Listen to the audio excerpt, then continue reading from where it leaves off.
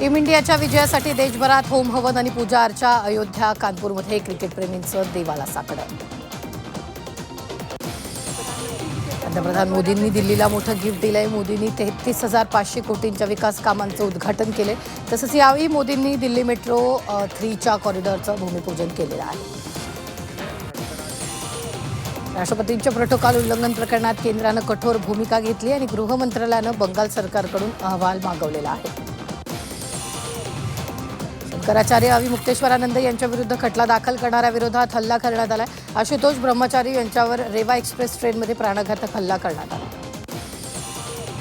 नितीश कुमार यांचे चिरंजीव निशांत कुमार यांनी जेडीयूमध्ये पक्षप्रवेश केलाय. पाटणामधील जेडीयूच्या पक्ष कार्यालयात पक्षप्रवेश सोहळा पार पडला. निशांत कुमार पक्षाला बळकटी देण्याचं काम करतील. यावेळी पक्षाचे कार्यकारी अध्यक्ष संजय झा उपस्थित होते. इराणच्या मिनाब शहरातील शाळेवर हल्ला करण्यात आला. शाळेवरील हल्ल्यात अमेरिकेचा सहभाग नसल्याचं सांगत राष्ट्राध्यक्ष ट्रम्प यांनी हा शाळेवर हल्ला झाल्याचं नाकारलेलं आहे.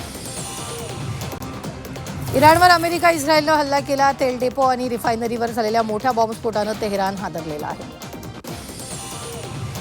दिल्लीच्या उत्तमनगरमधील तरुणाच्या हत्येप्रकरणी पोलिसांनी आरोपींवर कारवाईचा बडगा उचललाय. पोलिसांनी आरोपींच्या घरावर बुलडोजर कारवाई केली आहे. यावेळी पोलिसांचा मोठा फौज फाटा तैनात करण्यात आला. अकोल्यात जागतिक महिला दिनानिमित्त प्रादेशिक परिवहन कार्यालयानं विशेष कार्यक्रमाचं आयोजन केलं होतं. सक्षम महिला सुरक्षित राष्ट्र या ब्रीदवाक्याखाली हा कार्यक्रम पार पडला. महिलांचा सन्मान, सक्षमीकरण, सुरक्षित वाहतूक संस्कृतीचा संदेश समाजापर्यंत पोहोचवण्याच्या उद्देशानं कार्यक्रमाचं आयोजन केलं होतं. साताऱ्यातील महाबळेश्वर आणि पाचगणीमध्ये बंदला उत्स्फूर्त प्रतिसाद मिळालाय. रस्त्याच्या निकृष्ट निषेधार्थ बंद पुकारण्यात आला होता. तर सुरूरवाई पाचगणी महाबळेश्वर पोलादपूर रस्त्याचं मागील 1.5 वर्षापासून धीम्यागतीनं काम सुरू आहे. त्यामुळे महाबळेश्वरच्या पर्यटनाला फटका बसलाय. बंदमुळे महाबळेश्वरमधील बाजारपेठेत शुकशुकाट पाहायला मिळाला. नागपुरात महिला दिनानिमित्त सीताबर्डी मेट्रो स्टेशनवर जागतिक महिला दिनाचं खास चित्र बघायला मिळालं. जागतिक महिला दिनानिमित्त तिकीट काउंटरपासून सुरक्षा व्यवस्थेपर्यंत आणि प्रवाशांना मार्गदर्शन करण्याची कामं सर्व महिला कर्मचाऱ्यांनी केली. यावेळी मेट्रो स्टेशनवरील कर्मचाऱ्यांनी स्टेशनवर येणाऱ्या महिलांचे छोट्या भेटवस्तू देऊन स्वागत केलं.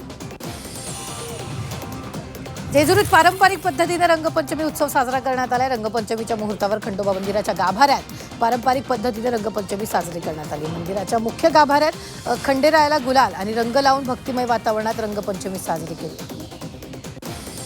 नाशिकमध्ये रंगपंचमीचा उत्साह शिगेला पोहोचला असून तरुणाईनं मोठ्या प्रमाणात रंगपंचमी करण्यासाठी गर्दी केल्याचं पाहायला मिळालं. नाशिकच्या रंगपंचमीचं आकर्षण म्हणजे पेशवेकालीन रहाडी आहेत आणि या रहाडीत गप्पा मारण्यासाठी नाशिककरांनी मोठ्या प्रमाणात गर्दी केली.